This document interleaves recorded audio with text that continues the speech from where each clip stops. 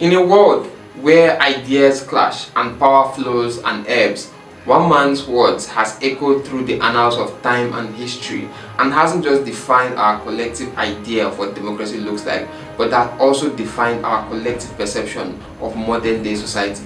His name, obviously, Abraham Lincoln, but his statement is a testament to the essence of democracy. Now, what is most shocking is that this definition of democracy isn't perhaps the most academic definition, but it has become the definition that has managed to transcend not just the four walls of any Ivy League school or classroom, but also the streets or bustling streets where ideas are born and how individuals choose to interact with this system of governance. Now, it makes perfect sense why this is the most popular definition, because it is the one definition that actually goes to support the idea of democracy. It's the definition that allows the average citizen, the voter on the street, the truck pusher on the road, the tailor down the street. This is the definition that allows them feel like they are a part of the state, right? Obviously, who doesn't want to be, a part of power?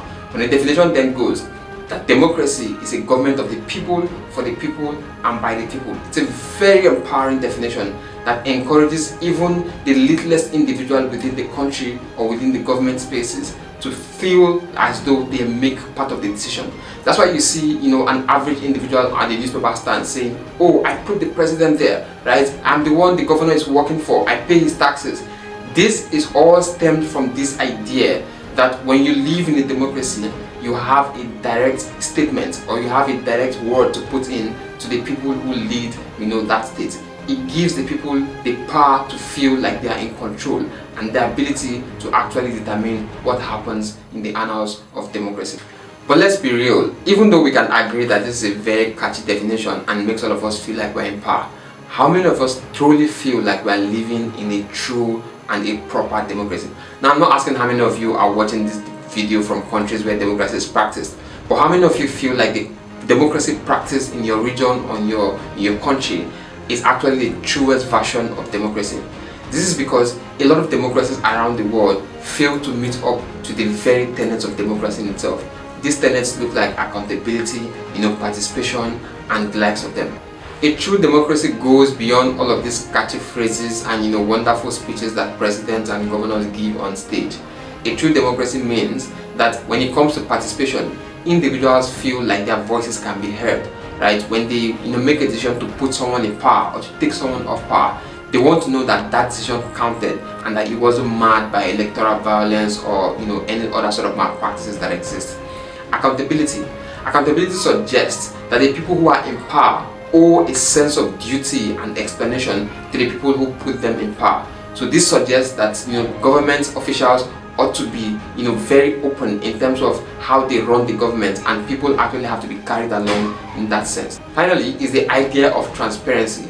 Transparency suggests that the decision-making processes in a democratic system needs to be open and accessible to everyone within the citizenry, right? Allowing them be able to feel like even though they're not directly in the Oval Office or in Aso Rock or in whatever name you call your presidential villa, that they are also being carried along in making decisions because they know when and how and why the decisions themselves are being made.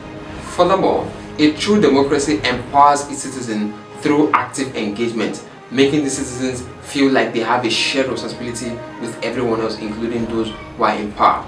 It also recognizes the rule of law, empowering individuals to feel like they have rights, not just to feel it, but actually to express these rights, and liberties in the way that they want to. It recognizes the diversity of its population and strives for inclusivity, because the idea is that regardless of how large or small a country is, there are a specific group of individuals within those countries that actually require certain things out of the government or the state that leads them. What it means, therefore, is that a true democracy needs to actually listen to the voices of these individuals. This is the only way that people are likely to feel that this is a government of the people, for the people, and more importantly, run by the people. Now, do you live in a good democracy or a true democracy? How close do you think that the country you live practices democracy in its truest forms? Let me know in the comment section. My name is Eze Makuba and this is Royal Rhetorics.